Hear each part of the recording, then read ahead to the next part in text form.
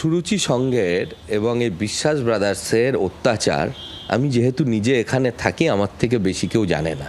তৃণমূল জামানার high voltage পুজো সুরুচি সংঘের পুজো আপনারা জানেন, কিন্তু সেখান থেকে সুরুচি সংঘের ক্লাবে গতকাল থেকে যে ছবি সামনে আসলো, অরূপ স্বরূপ বিশ্বাস ব্রাদার্স তাদের সুরুচির সংঘে খাট বিছানা, একেবারে গোছানো বেডরুম, সেখানে আলমারি, ড্রেসিং রুম, ডাই করে রাখা শাড়ি সবটা রয়েছে। স্থানীয়রা বলছে যে মধুচন্দ্রিমার জন্য ক্লাব ঘরের উপরে ঘর বানিয়েছিলেন বিশ্বাস ব্রাদার্স। স্থানীয়রা কিন্তু এই অভিযোগও করছেন, গতকাল সাধারণ মানুষের রোষের ছবি আমরা দেখেছি। ক্লাবের রীতিমতন ভাঙচুর থেকে শুরু করে বিশ্বাস ব্রাদার্স অনুগামীদের মারধরের ছবি আমরা দেখেছি। কিন্তু প্রশ্ন, একটা ক্লাব, সেখানে খাটের দরকার কেন পড়ছে? সেখানে বেডরুমের দরকার কেন পড়ছে? কি হতো সে বেডরুমে? ক্লাবে বেডরুমের প্রয়োজন কেন হতো? এই রকমই একাধিক প্রশ্ন এই মুহূর্তে এই সুরুচি সংঘকে কেন্দ্র করে, সুরুচি সংঘের ক্লাবকে কেন্দ্র করে। এবং শুধু তাই নয়, আরও অভিযোগ রয়েছে, যেখানে ক্লাব, সুরুচি সংঘের ক্লাব, সেটাও তো কেন্দ্রীয় সরকারি জমি জবরদখল করে, সেই প্রসঙ্গেও আসবো। তবে তার আগে এই যে ক্লাবের মধ্যে বেডরুম, সাজানো গোছানো বেডরুম, ড্রেসিং টেবিল সমস্তটাই আছে, গতকালকের ছবিও দেখাচ্ছি আপনাদের। স্থানীয়রা রীতিমতন অভিযোগ করছেন যে এখানে মধুচন্দ্রিমা হতো। সরাসরি অয়ন ঘোষাল আমাদের প্রতিনিধি রয়েছেন, এবং অয়নের সঙ্গেই রয়েছেন সৌরভ শিকদার, যিনি নিউ আলিপুরের বাসিন্দা, বিজেপি বিধায়ক। তিনি প্রথম থেকে সবটা দেখেছেন এই ক্লাবে। গতকাল যখন এই জনরোষ আমরা দেখলাম, তখন তিনি সেখানে ছিলেন।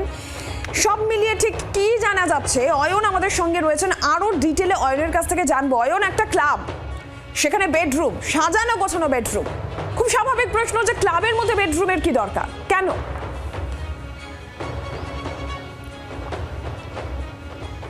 আমার মনে হয় এই প্রশ্নটা সরাসরি সৌরভবাবুর কাছে নিয়ে যাওয়া বাঞ্ছনীয়। সৌরভ শিকদার মহাশয় দমদম উত্তর কেন্দ্রের বিধায়ক, বিজেপির কেন্দ্রীয় মুখপাত্র এবং কোয়েন্সিডেন্টালি নিউ আলিপুর অঞ্চলের বাসিন্দা।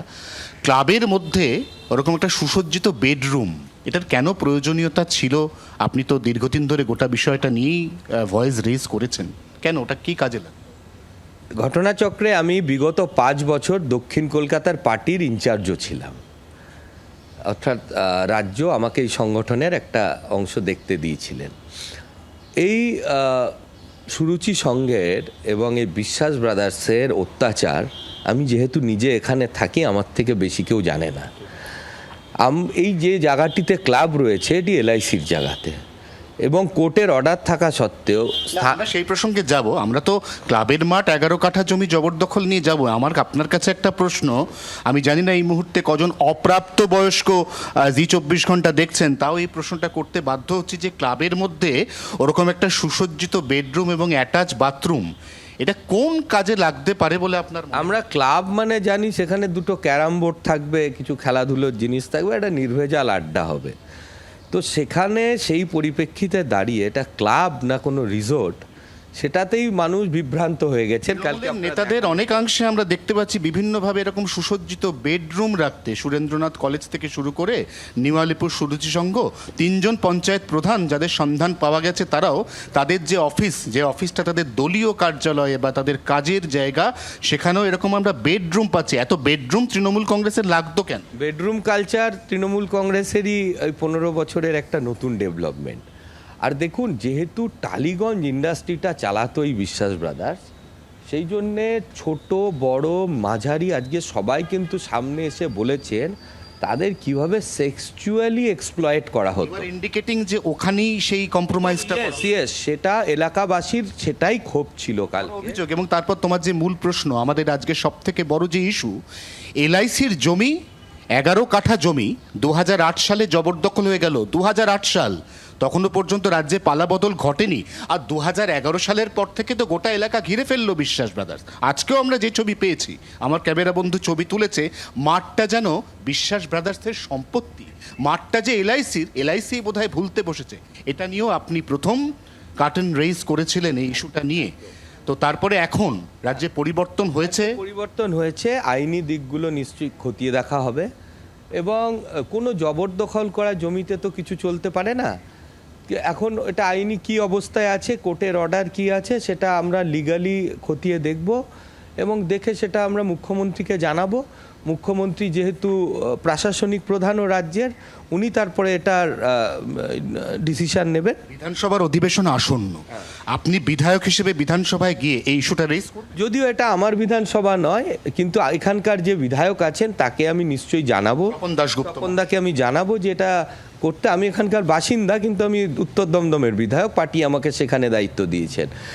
কিন্তু এলাকাবাসী হিসেবে যে এলাকাবাসীর কষ্টের কথা, যেটা এলাকাবাসীর খালি মানে ক্লাবটা ইস্যু না, এখানে প্রত্যেকটা পড়তে পড়তে মানুষ একটা ভয়ের বাতাবরণ সৃষ্টি করে রেখেছে। তার মানে একদিকে ভয়, একদিকে টলিগঞ্জে একটা অলিখিত দাদাগিরি, তার সঙ্গে সেই দাদাগিরির অঙ্গ হিসেবে কোথাও না কোথাও মহিলাদের কম্প্রোমাইজে বাধ্য করা, এইসব অভিযোগ ছাপিয়ে এই মুহূর্তে সবথেকে বড় চাঞ্চল্যকর অভিযোগ নতুন নয়, তাও নতুন করে উঠে এলো কালকে সুরুচি সংঘ ক্লাবে ক্ষিপ্ত জনতা যেভাবে ভাঙচুর চালালেন তারপর, সেটা হচ্ছে একটা সরকারি জমি, কেন্দ্রীয় সরকারি জমি, এই জমি 2008 সাল থেকে জবরদখল করে সেখানে দুর্গাপুজো করছে নিউ আলিপুর সুরুচি সংঘ। একদমই অয়ন। আর এই জায়গা থেকেই দেখো, এই যে দীর্ঘদিন এরকম একটা কেন্দ্রীয় সরকারি জমি জবরদখল হচ্ছে, কিংবা এই বিশ্বাস ব্রাদার্সকে নিয়ে অভিযোগের লিস্ট তো লম্বা, একের পর এক অভিযোগ যখন সামনে আসছে, দিনের পর দিন তারা তাদের দাপট দেখিয়ে গিয়েছে, মানুষকে ত্রাসের মধ্যে রেখেছে, কিন্তু কোনো পদক্ষেপ হয়নি। পুলিশ প্রশাসন কার্যত কোনো পদক্ষেপই করেনি। না, পদক্ষেপ করবে কি করে? কারণ LIC, life insurance corporation of India, যখন 2009 সালের অগাস্ট মাসে এই বিষয়টি লিখিত আকারে নিউ আলিপুর থানার কাছে জমা দেয়, তখন নিউ আলিপুর থানার তদানীন্তন ওসি উল্টে এলআইসিকে পরামর্শ দিয়েছিলেন এতে তাদের কিছু করার নেই, দুপক্ষের মধ্যে বসে মিউচুয়াল আন্ডারস্ট্যান্ডিং করে নিন বা আপোষ রফা করে নিন। অর্থাৎ পুলিশ যেখানে একটি কেন্দ্রীয় সরকারি জমি জবরদখল হয়ে আছে, সেখানে কেন্দ্র সরকারকে সাহায্য করছে না, সাহায্য করছে কাকে? বিশ্বাস ব্রাদার্সকে। এবং ঠিক এই জায়গা থেকেই যেমনটা ইঙ্গিত দিচ্ছিলেন সৌরভ বাবু, তিনি একদিকে তো এখানকার যিনি স্থানীয় বিধায়ক রয়েছেন রাসবিহারী কেন্দ্রের স্বপন দাশগুপ্ত, তাকে গোটা বিষয়টি তিনি রেফার করবেন, এবং আগামী বিধানসভা অধিবেশন, সেই অধিবেশনে এই বিষয়টি বড় করে উঠতে চলেছে, এবং তার আইনানুগ যা কিছু দিক আছে এটাও কিন্তু এখানে বিজেপির যারা এই মুহূর্তের মন্ত্রী বা বিধায়ক রয়েছেন তারা দেখে নেবেন, এমনটাই এখনো পর্যন্ত জানা যাচ্ছে। সেক্ষেত্রে কি পদক্ষেপ হয়, নজর তো অবশ্যই থাকবে। অয়ন, তোমাকে ধন্যবাদ। বাংলার আওয়াজ, বাঙালির আবেগ, জি 24 ঘন্টা।